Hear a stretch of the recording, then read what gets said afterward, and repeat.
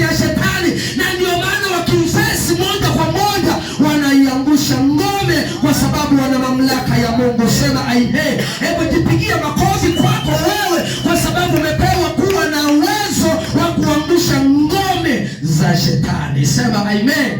Nipungie mkono hewani na Mungu akubariki sana. Sasa leo watu hawajui, hawatambui, kwa sababu hawana mamlaka kuiangusha ngome ya shetani. Sema amen. Lakini sisi tunaenda kuiangusha ngome ya shetani. Sema amen. Siwezi nikaiangusha ngome ya shetani kwa uwezo wangu. Siwezi nikaiangusha ngome ya shetani ya kufungua kanisa uwe na washirika 200, 500. Huwezi ukaiangusha ngome ya shetani ya kuwa na washirika 5,000, 50,000, milioni 1.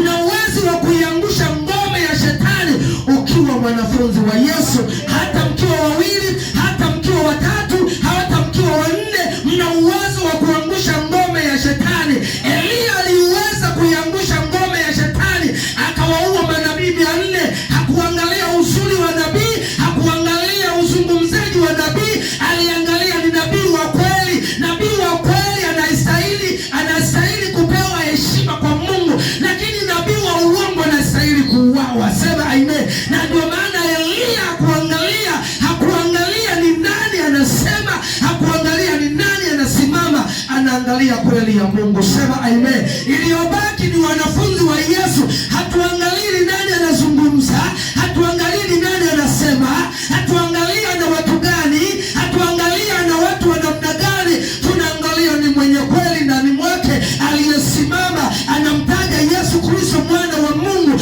katika mapenzi ya Mungu. Huyo ndio anayepewa sifa na utukufu. Lakini kama hayupo katika mapenzi ya Mungu, tuna uwezo wa kumwangusha. Sema amen. Hebu nipungie wewe uliyepewa mamlaka ya kwenda kuangusha ngome za shetani. Sema amen.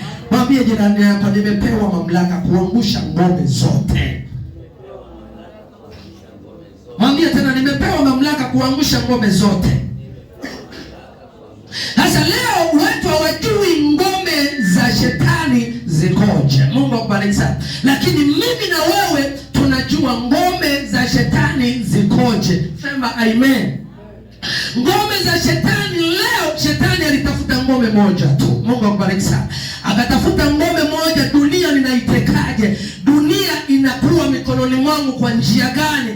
Dunia itafurukuta itafurukuta itakavyofurukuta, lakini haiwezi kwenye kuchomoka kwenye ngome hiyo. Ni ngome ya namna gani? Sema amen. Anayejua ni mwanafunzi wa Yesu. Hebu jipigie wewe makofi kwa kuijua ngome ya shetani. Na ndio maana sisi wachanja. Mwambie jirani yako, halo mchanja. Na ndio maana Yesu alimuita mchanja, kwa sababu yeye alikufa siku ya kwanza, akakaa kaburini siku ya kwanza, ya pili mchanja anafufuka. Sema amen. Na sisi ni wachanja. Hatuwezi kwenda na hila za shetani kwa sababu ni wachanja. Sema amen. Leo watu wanaenda spidi na mambo ya dunia kwa sababu